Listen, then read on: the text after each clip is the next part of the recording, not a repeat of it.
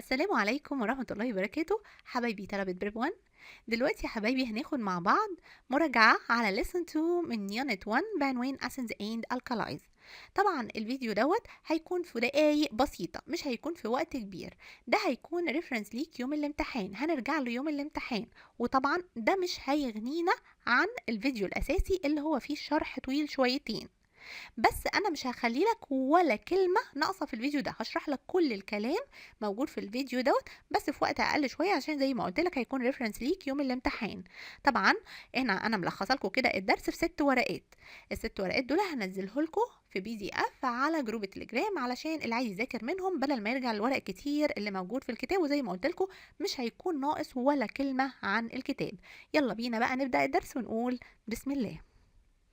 عندنا اول حاجه لازم نعرفها قبل ما نتكلم عن الاسيدز والالكالايز مقدمه كده، مقدمه اللي هي شويه كلام كده لازم يتحفظوا لازم يتحفظوا. ديت الحاجه الوحيده تقريبا اللي انا هقولها لك ان هي لازم تتحفظ في الليسون ده، اللي هو الايه، الكاتاينز والاناينز.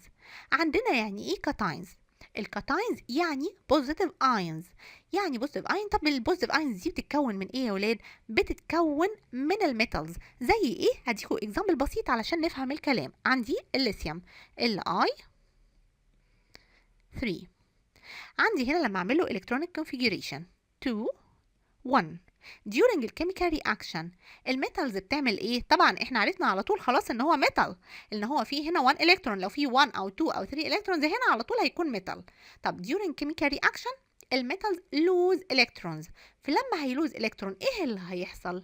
مش احنا عندنا هنا اصلا النمبر اوف بروتونز equal النمبر اوف الكترونز؟ عارفين الكلام ده من الترم الاولاني.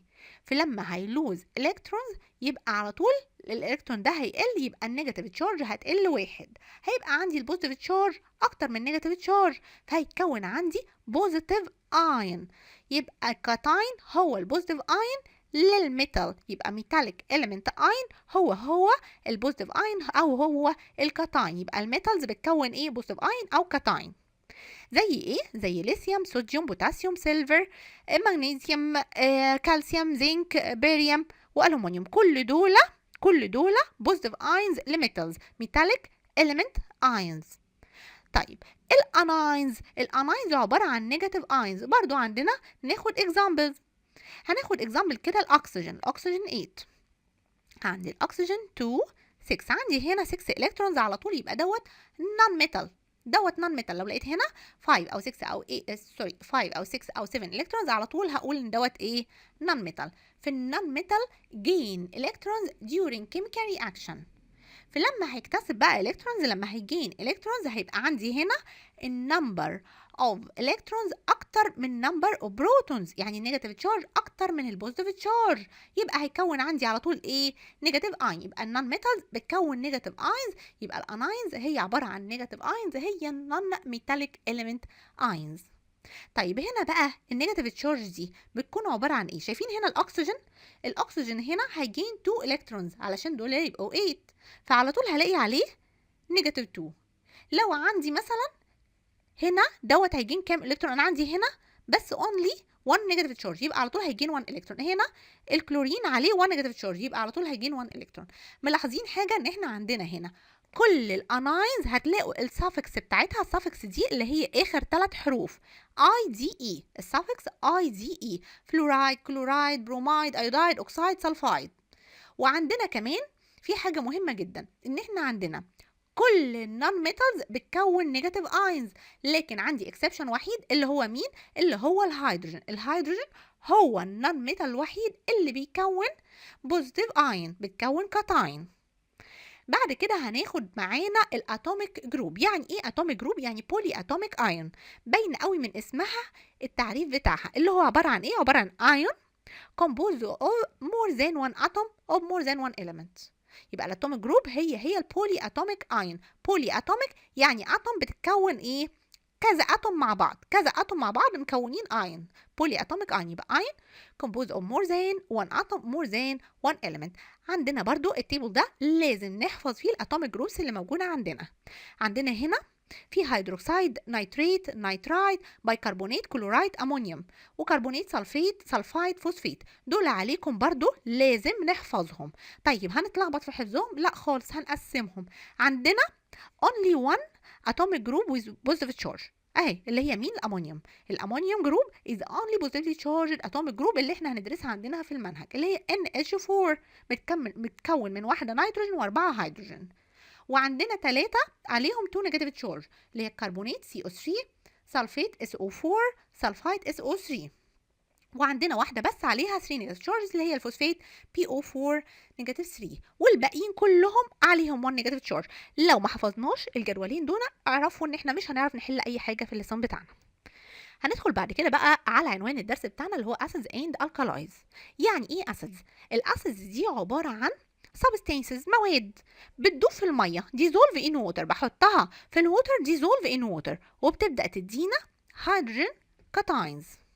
يبقى هي substances that dissolve in water and give positive hydrogen ions، دي الاسيدز. طب يعني ايه alkalis؟ برضو عباره عن substances dissolve in water، بس هتدينا ايه بقى؟ نيجاتيف هيدروكسيد اينز، هتبدا تدينا هيدروكسيد اينز، دي الالكالايز. هنمسك واحده واحده فيهم وهنتكلم عليها بالتفصيل. دلوقتي بالنسبه للاسيدز، الاول الاسيدز عايزين نشوف ازاي هنسمي الاسيدز. دي حاجه مهمه جدا جدا جدا، ان احنا عندنا الاسيد name related to the name of the anion، related to the name of the anion. يعني ايه الكلام ده؟ تعالوا ناخد كده بسرعه كده example علشان نفهم الكلام ده. اول حاجه ان احنا نعرف اللي قصادنا دوت اذا كان اسيد ولا لا، ان بنلاقيه ان هو بادئ هنا بالهيدروجين كاتاينز، اهو بادئ بالهيدروجين كاتاينز على طول، دوت اسيد. طيب هسميه ازاي؟ هبدا ابص عليه، في اكسجين موجود في الاتوميك جروب بتاعته، هنا في اكسجين، لا هنا مفيش اكسجين، هنا في اكسجين، هنا في اكسجين. تعالوا نشوف الاول الاسيدز اللي ما فيهاش اكسجين هنسميها ازاي. اول حاجه بنزل كلمه هيدرو في الاول، وبحط اسيد في الاخر، تمام. وببدا اشوف الاناين بتاعي، الاناين بتاعي ده اسمه ايه؟ اسمه كلورايد. ما انا حافظاه بقى من الجدول بتاعي، بشيل السافكس الاي زي اي واحط مكانها اي سي، فهيبقى اسمه ايه؟ واروح احطها هنا، هيبقى هيدرو كلوريك اسيد. طب اهو زيه اتش بي ار. عندي هنا مفيش هنا اكسجين، على طول هحط كلمه هيدرو، تمام، واحط في الاخر اسيد. هبص على الاناين اللي عندي، هيكون برومايد، هيشيل برضو السفكس الاي دي اي من البرومايد واحط اي سي بدلها، هيبقى هيدرو بروميك اسيد. بس دي طريقه التسميه لو ما فيش عندي اكسجين في الاسيد بتاعي. طب لو في اكسجين، في حاجتين. اول حاجه هبدا ابص على الاتوميك جروب اللي عندي، دي الاتوميك جروب دي اسمها ايه؟ نايتريت، دي اسمها نايتريت ال NO3. في السافكس بتاعها ATE، هشيل ال ATE واحط مكانها IC، هتبقى نايتريك، واحط بعدها كلمة اسيد، بس خلاص. طب انا هنا عندي الاتوميك جروب ديت اهي، دي اسمها ايه؟ نايترايت، دي اسمها نايترايت. نايترايت يعني السافكس بتاعها ITE، اخرها ITE، بشيل الاي تي اي واحط مكانه OUS، يبقى بدل نايترايت هيبقى نايترس. بدل نايترايت هنشيل اي تي اي من الاخر وهنحط OUS، هيبقى نايترس واسيد. بس كده، يبقى انا على طول هبص الاسيد بتاعي ما فيهوش اكسجين، يبقى هحط كلمه هيدرو في الاول واسيد في الاخر، وفي النص عندي الاناين هشيل منه السفكس اي زي واحط مكانه اي سي. طيب لقيت عندي في اكسجين، هشوف الاتوميك جروب بتاعتي من الجدول اللي انا حافظاه، لو اخرها ATE هشيل ATE واحط IC، يبقى هيبقى نيتريك اسيد. لو اخرها ITE هشيل ITE واحط OUS، هيبقى نيترس اسيد. بس يبقى انا عندي هنا زي ما انتم شايفين ان الاسم هنا كان related to the anion name. ما انا اخدت اهو الاناين الكلورايد وطلعت منه الاسم هيدروكلوريك اسيد، اخدت هنا الاناين اللي هو نيتريت وطلعت النيتريك اسيد، اهو الاناين نيترايت وخليته نيترس اسيد. يبقى عندي هنا the acid name related to the name of the anion، سواء الاناين دوت اناين اوف نون ميتال زي ما قلنا كده الاكزامبل بتاعنا ال HCl كان اناين اوف نون ميتال، او اناين فور نيجاتيف اتوميك جروب زي اللي احنا لسه واخدينها ال HNO3. بس هنا النون ميتال ده ما ينفعش يبقى اكسجين، وهنا عندي الاتوميك جروب دي ما تنفعش تبقى هيدروكسيد. اي نيجاتيف اتوميك جروب ممكن تتحط هنا except الهيدروكسيد في الاسيدز، وهنا اي نون ميتال except الايه except الاكسجين. ده بالنسبه لرول اوف نيمينج اسيدز. في حاجه كمان مهمه جدا جدا جدا، ان احنا عندنا لو الاسيد فيه اكسجين في الاتوميك جروب بتاعته هيكون اسمه اوكسي اسيد. لو الأسيدز that contain oxygen in their atomic group are called oxyacids، زي ما قلنا زي ال HNO3 H2SO4 اهو H2SO4 الاتوميك جروب فيها اكسجين يبقى ده اسمه اوكسي اسيد. يبقى الاوكسي اسيد the acid that contain oxygen in their atomic group دوت الاوكسي اسيد. ده definition مهم جدا جدا جدا.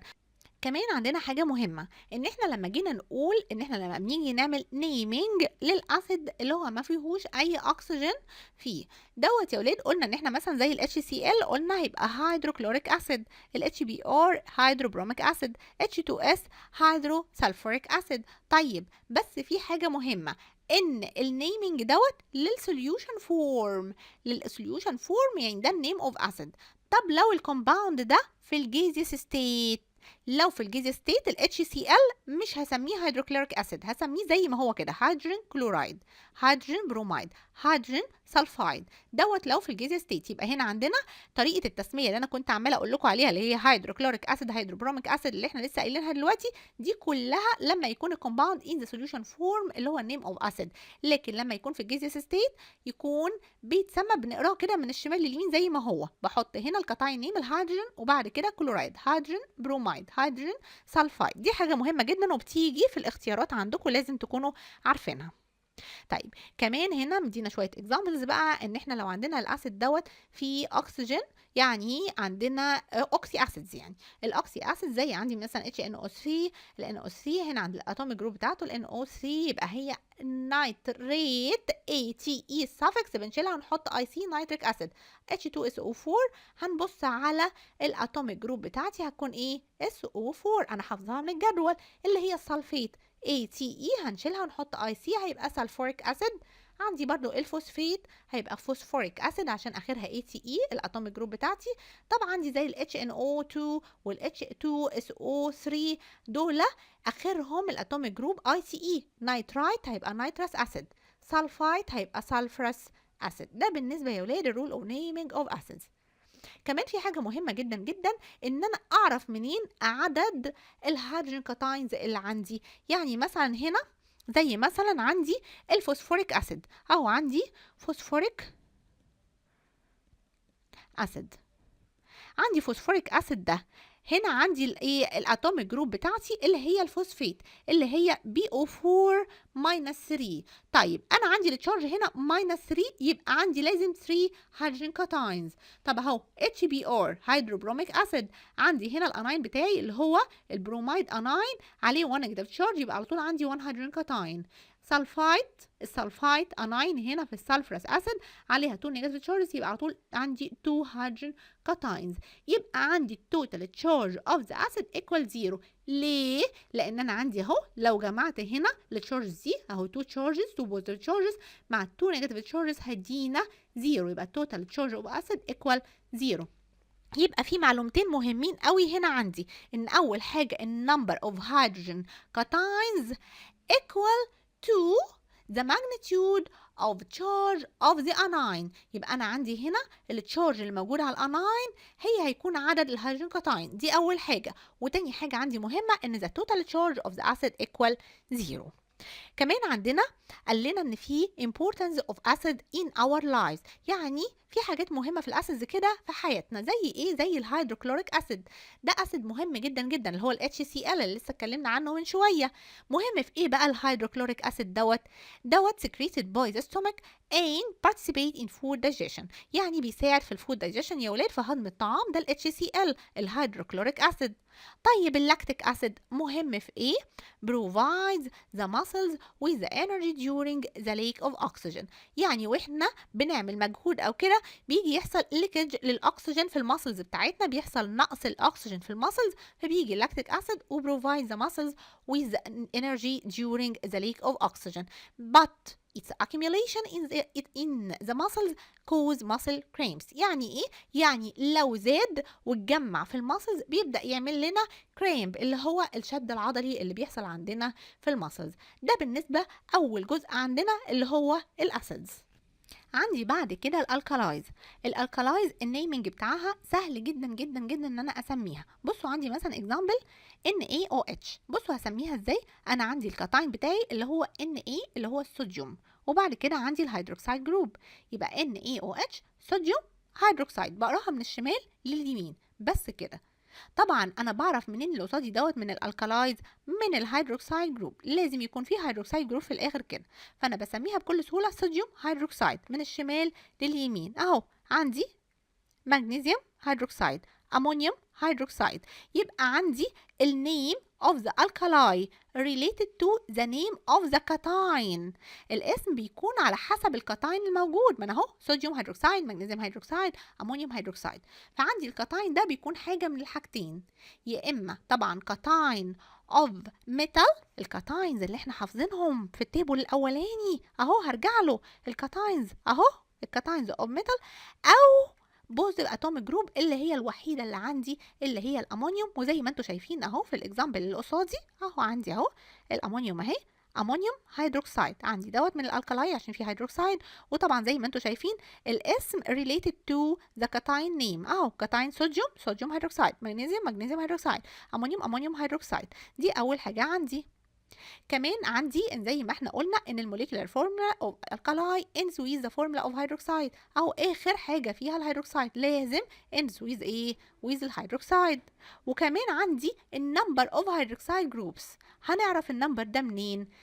نفس الكلام اللي قلناه في الاسيدز، ان انا عندي النمبر اوف هيدروكسيد جروبس equal to the magnitude of charge on the cation. يعني انا عندي هنا 2 positive charges، يبقى عندي على طول 2 hydroxide groups. عندي 1 positive charge زي هنا عندي في الصوديوم، يبقى عندي 1 hydroxide group. هنا ممكن احط اي كاتاين عندي except هيدروجين كاتاين، يبقى هنا ممكن اي كاتاين يتحط معاه ده ايه؟ الهيدروجين كاتاين. ما انا لو حطيت الهيدروجين كاتاين في الاول هيتحول عندي الاسيد، ما ينفعش يكون عندي هيدروجين كاتاين في الاول، يبقى هنا اي كاتاين موجود except الهيدروجين كاتاين. وزي ما قلنا the molecular formula of the alkali ends with the formula of hydroxide group، يعني اخر حاجه اهو في الفورمولا الهيدروكسيد جروب، و the number of hydroxide groups in alkali molecule is equal to the charge of the cation. زي ما قلنا number of hydroxide groups equal to the charge on the cation.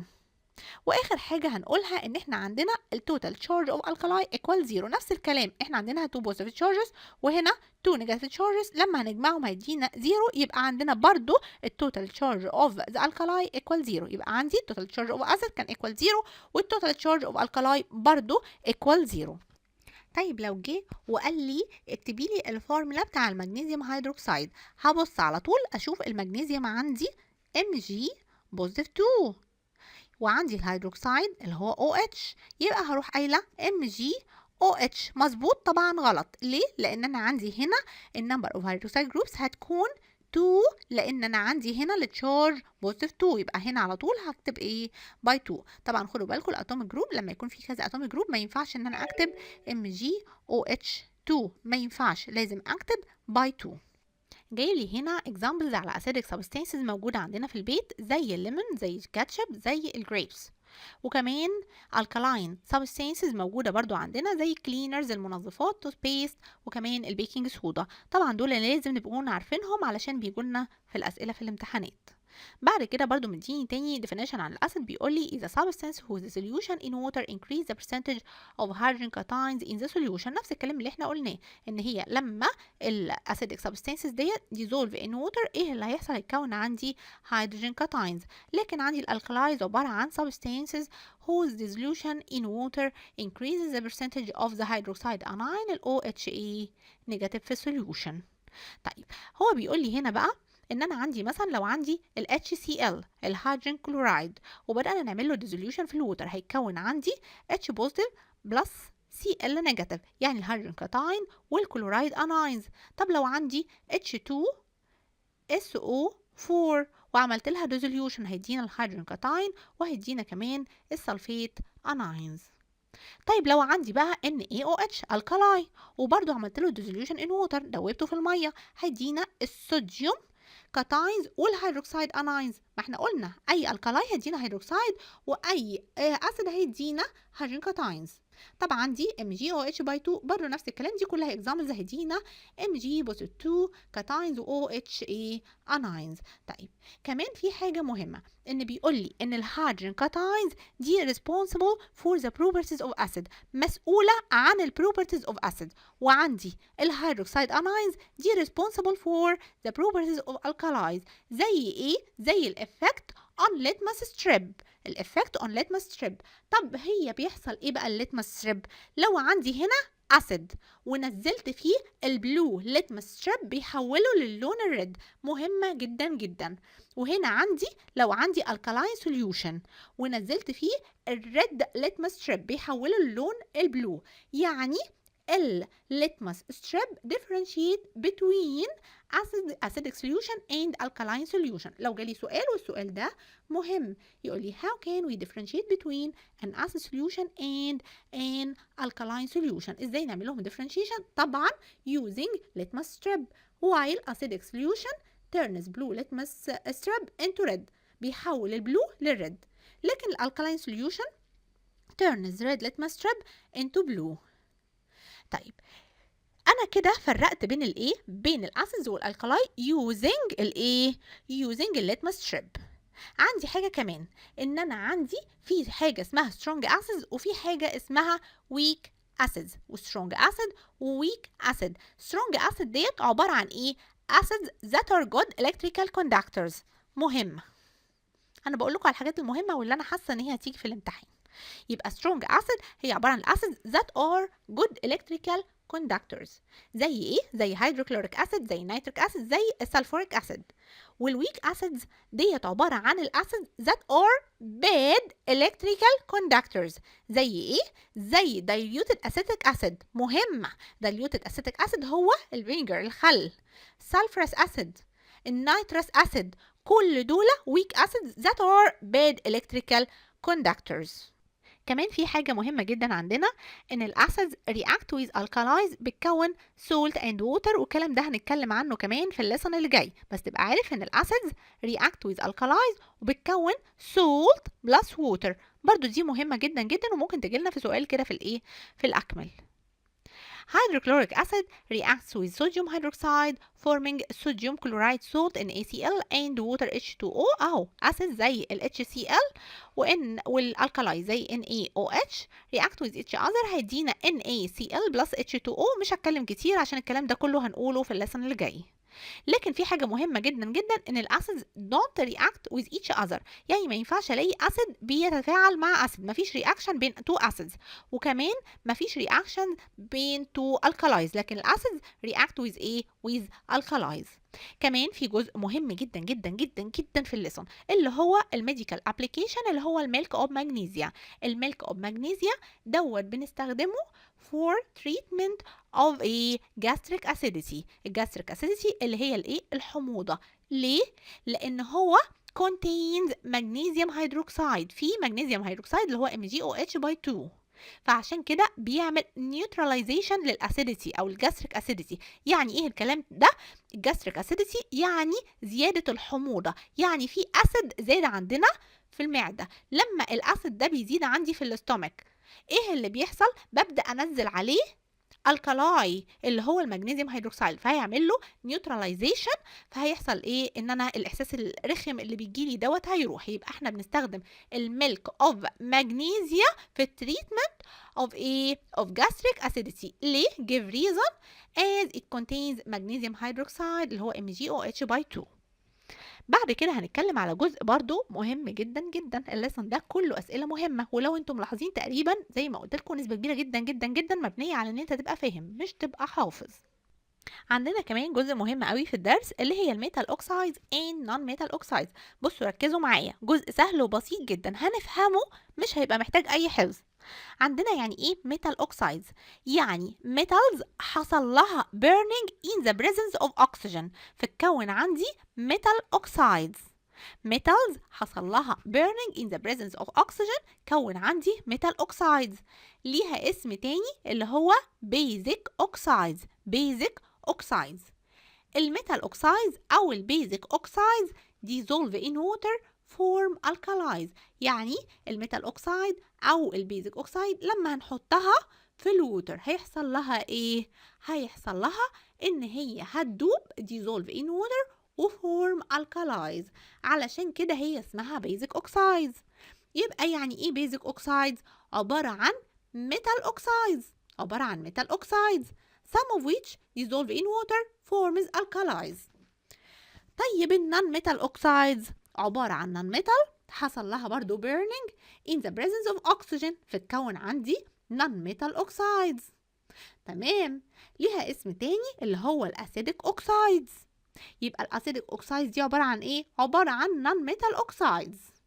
طيب لما بقى هتدوب في المية الأسيدك oxides أو النون ميتال oxides لما هنحطها في المية dissolve in water forming acids، بتكون acids، عشان كده اسمها acidic oxides عشان بتدوب في المية dissolve in water forming acids. يبقى يعني ايه acidic oxides؟ يعني non metal oxides that dissolve in water forming acids. بس كده. تعالوا نشوف كده الابليكيشن على الكلام ده. احنا عندنا البيزك اوكسايدز او الميتال اوكسايد زي ايه؟ زي الام جي او. مش ده ميتال؟ مش الام جي دوت ميتال؟ فهنا عندي ميتال اوكسايد يعني بيزك اوكسايد. عندي هنا المغنيسيوم burning forms magnesium oxide. عندي المغنيسيوم لما بعمل له burning in the presence of oxygen بيتكون عندي المغنيسيوم اوكسايد اللي هو ميتال اوكسايد او اللي هو بيزك اوكسايد. تمام.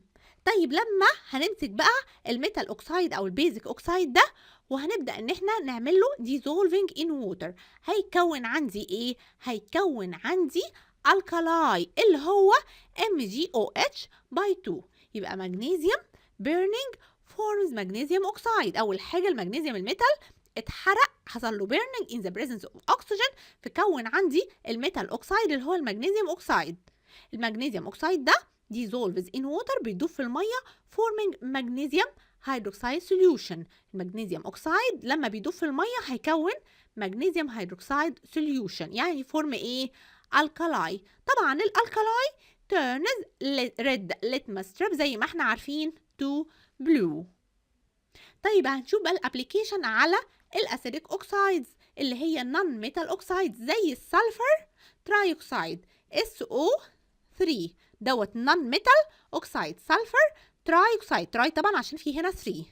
بالنسبه للسلفر ترايوكسايد dissolve in water وهيكون لي ايه؟ سلفوريك اسيد. هيكون لي اسيد زي ما احنا قلنا ان احنا عندنا النون ميتال اوكسايد لما هتدوب في الميه فورمينج اسيد، فعندي هنا النون ميتال اوكسايد زي السلفر ترايوكسايد لما هيدوب في الميه هيكون لي السلفوريك اسيد. طبعا السلفوريك اسيد ده اسيد فاكيد turns blue litmus strip to red. وهنا في معلومه مهمه جدا جدا ان احنا عندنا الميتال اوكسايدز او البيزك اوكسايدز react with acids ينفع ان هي تتفاعل مع الاسيدز but they don't react with alkalis. يبقى تقدر ان هي تتفاعل مع الاسيد لكن مش بتتفاعل مع الالكالايز. وعندي هنا النون ميتال اوكسايدز او الاسيديك اوكسايدز react with alkalis but they don't react with ايه؟